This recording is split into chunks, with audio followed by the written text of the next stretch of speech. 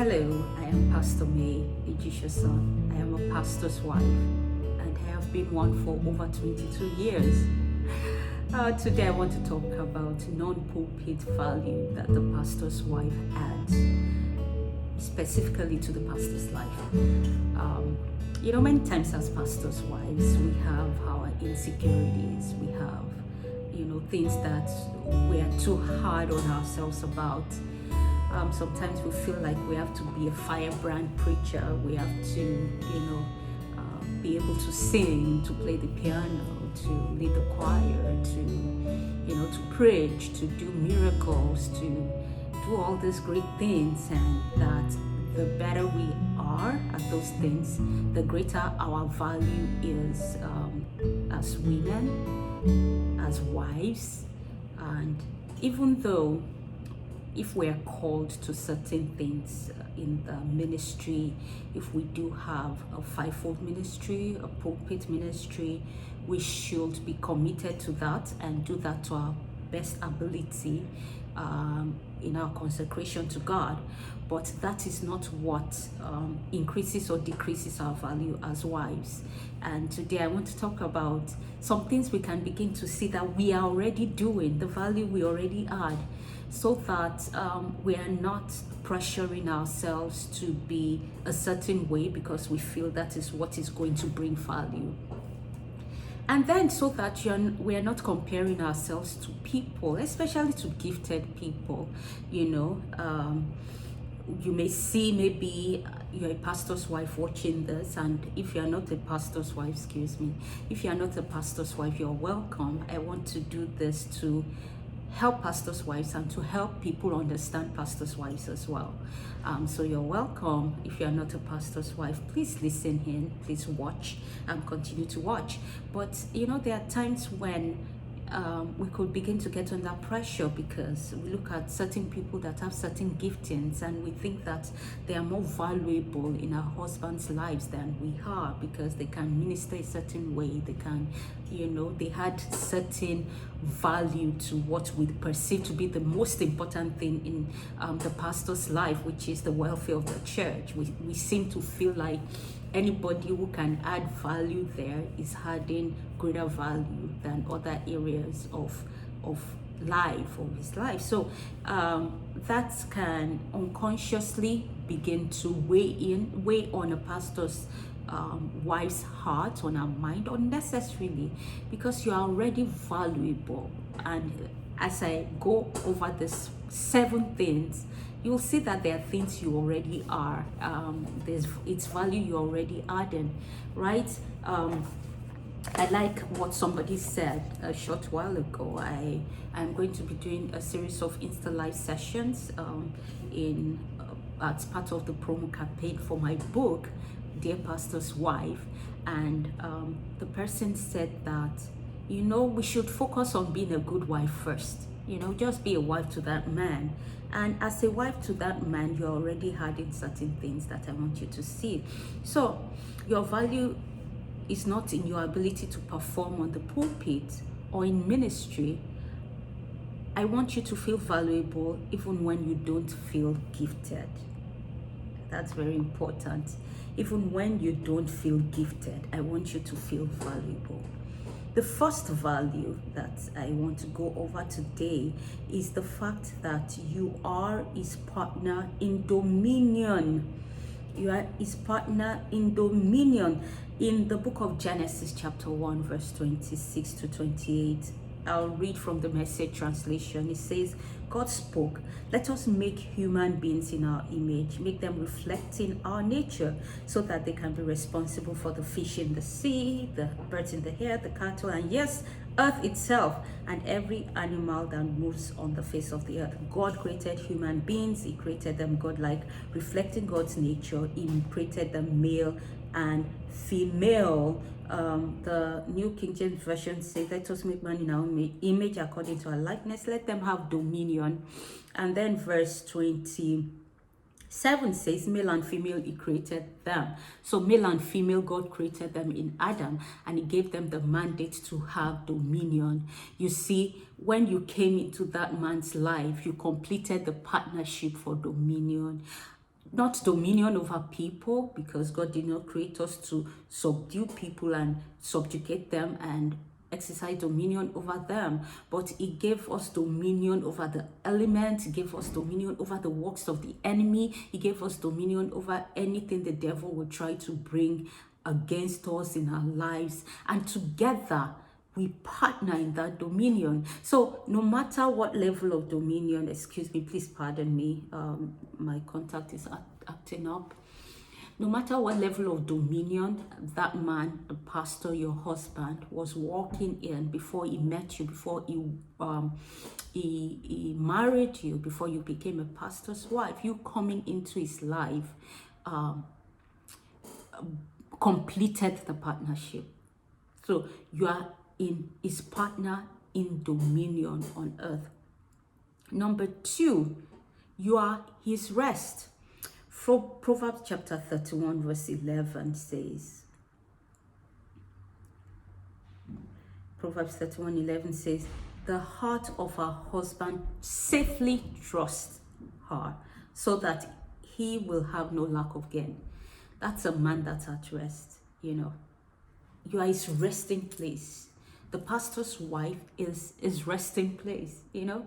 There might be turmoil all over. There might be turmoil here, turmoil there. He has to deal with church issues. He has to deal with problems of people's problems. He has to deal with the pressure of ministry. But then when he comes home, he has a place of rest. There's a calmness and a rest that a woman brings to a man's life.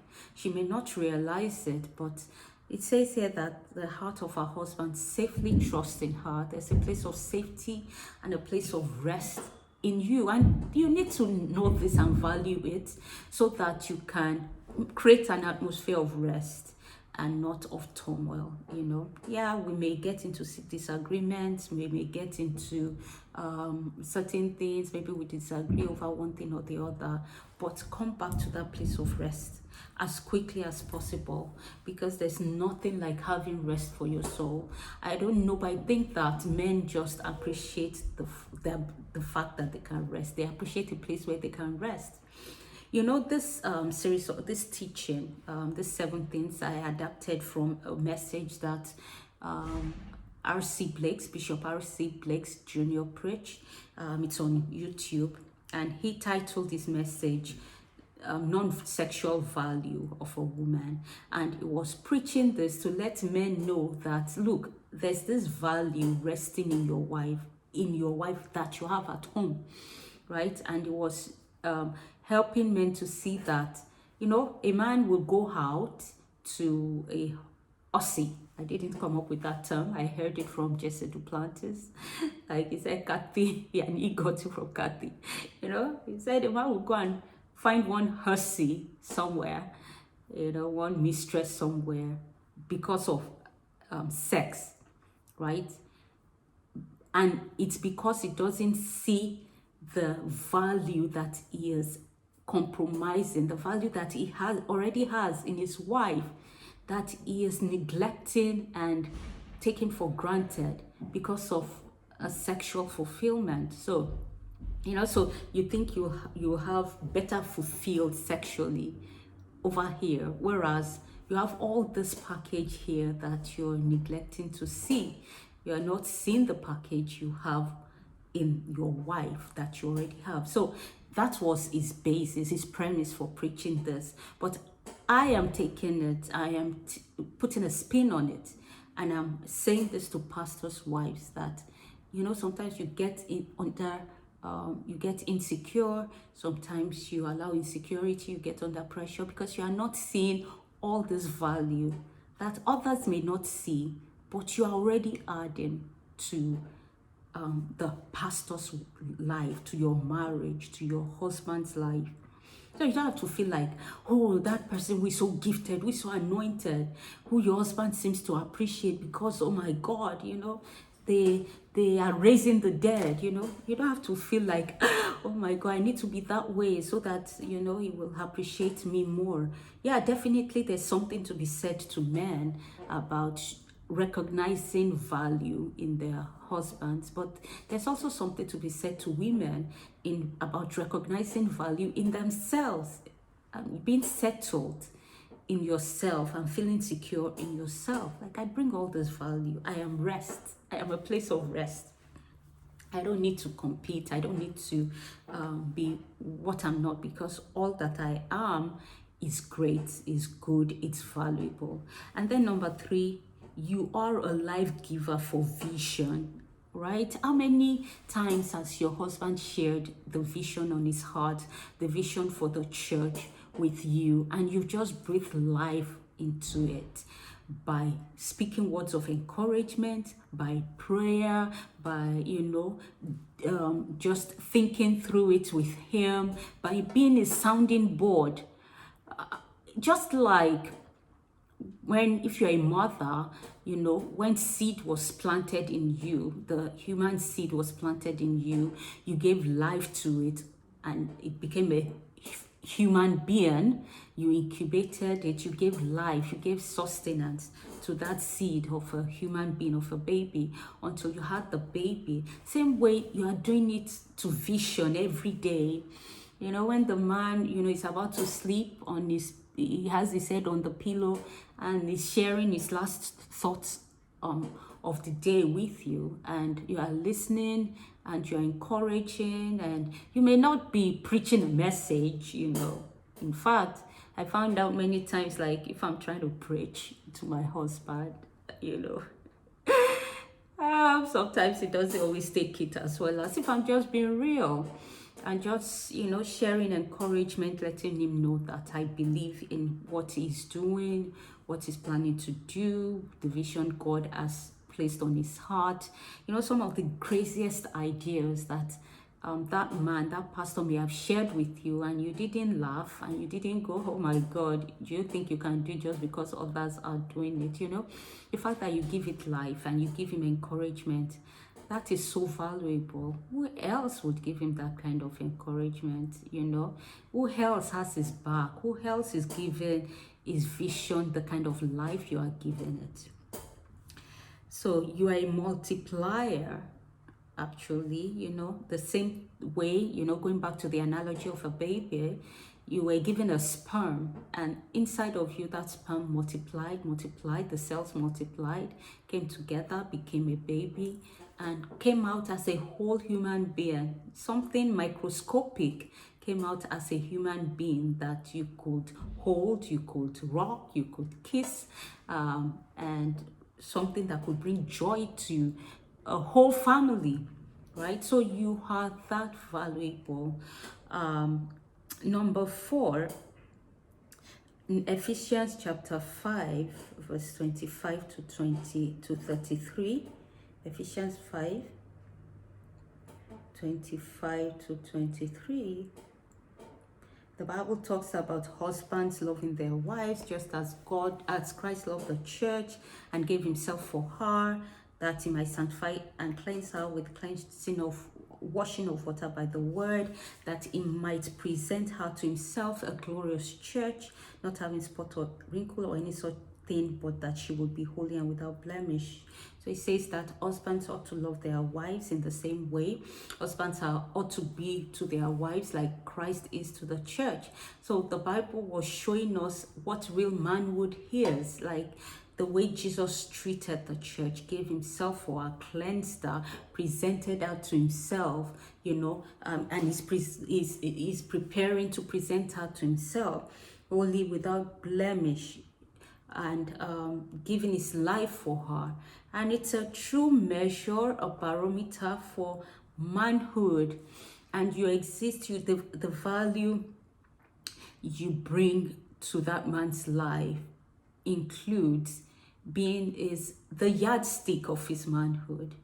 The more a man is like Christ in marriage, the more return he gets from that marriage, and the more in the sight of God, the more of a man he is. I know in our society today, people might see things differently. They have other ways by which they measure manhood and all, but we know that according to the word, right here in Ephesians 5:25-33, we say measure of manhood, and you are there in his life adding that value, helping him to see, helping him to even see how he is growing as a man. Believe it or not, when a man grows in his responsibility and grows in his ability to love, it's there's something it does for him. It's like it's something, an accomplishment he can feel proud of,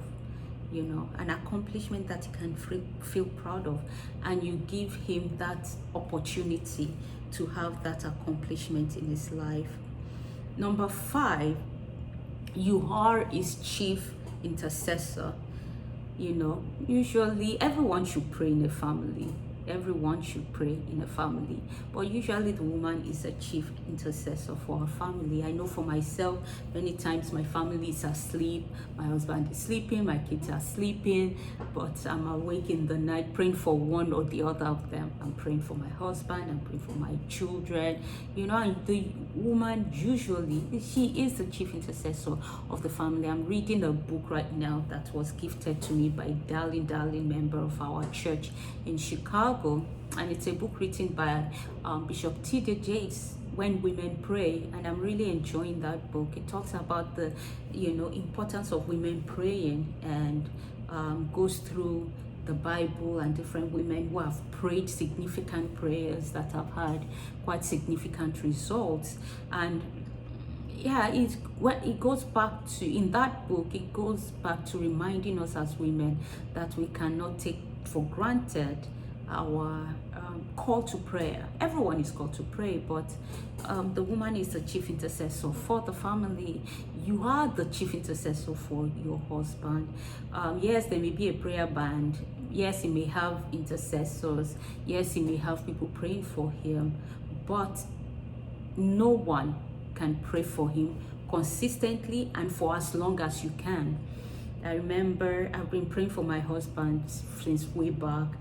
Even before we got married, I was going to school at the University of Oklahoma in Norman, Oklahoma, and a woman shared with me some of the prayer lives of certain women of God. She shared with me about their prayer life because she knew I was fixing to get married to a preacher, and she helped me to see the importance of praying and covering that man in prayer. So I took it up since then and took it very seriously. Like, I need to pray. I need to pray for him. I need to pray for his ministry. I need to pray for his life. I need to pray for different things concerning him. I've been married to him for 22 years. That was probably 25 years ago. And sometimes my husband would come to me, share certain things on his heart concerning marriage, personal things, business things, because my husband does business as well. And I immediately know that, this is something I need to take to the Lord in prayer. And dear pastor's wife out there, you may think you are not adding a lot of value, but that prayer that you are making concerning your husband is great value. You are the greatest intercessor that he has in his life. Then number 6, you are the caretaker of his legacy. Those children that you are raising, there is legacy. If they turn out right, then you have given him a good legacy. Yes, of course, you should both be raising the children, but there are some things that a woman adds that a man, as it's just a woman that adds it. Somebody said that before you marry a woman, think about the kind of children that woman is going to raise. She might be pretty, she might be all that, she may have good makeup on, she may be great at the party, but do you want her to be raising your kids? Because what your kids turn out to be will depend a whole lot on the kind of woman that you marry. So continuing that thought, the legacy, pastor's legacy, his greatest legacy is not in yes, I mean, the work he does is legacy. The church he plants, the church he raises, it's all part of his legacy. But the greatest legacy he has are those children, and you are the caretaker of that legacy. So don't belittle that. Don't say, hey, I'm stuck at home raising these kids. Oh my God, I want to be doing exciting things out there. Yeah, do exciting things as the Lord permits, but don't belittle. Don't belittle that great opportunity and that great job you've been given and the value you are adding by being a caretaker of the pastor's legacy. Then finally, number 7, you, and this kind of sums it all up, you are the best thing that ever happened to him. You are the best thing, you better believe it. The Bible says that he who finds a wife finds a good thing and obtains favor from the Lord. Let me put it this way: a pastor who finds a pastor's wife, a woman who is willing to stay in that position of a pastor's wife and do it gracefully and graciously, not because of external things that she does or what people see about her, but more so the things she does behind the scenes. She's the best thing. Even if she's not perfect at it, none of us is perfect. Even if she's still growing, even if she's still trying, even if she misses it here and there, she's still the best thing that's ever happened to him. So you are the best thing that's ever happened to that man, the pastor. All right, there you have it. 7 areas of value that the pastor, that are not pulpit related. Sunday morning is not what determines your value. Wednesday evening is not what determines your value. Special church programs are not what determine your value. But these are areas of value that you are already adding to the pastor's life. You're a woman of value. Of course, you are a woman of value in the lives of your children, in your community, and in so many other different areas. But don't forget these things, and don't discount them. Don't look at them with a diminished sense of value, because they are very valuable. Thank you very much for watching. Once again, my book, Dear Pastor's Wife, is going to be out August the 28th on Amazon, and there's going to be a physical launch as well in Lagos, Nigeria. So watch out for it. Be a part of this journey, and I'm rooting for you. I love you. Remain blessed. Amen.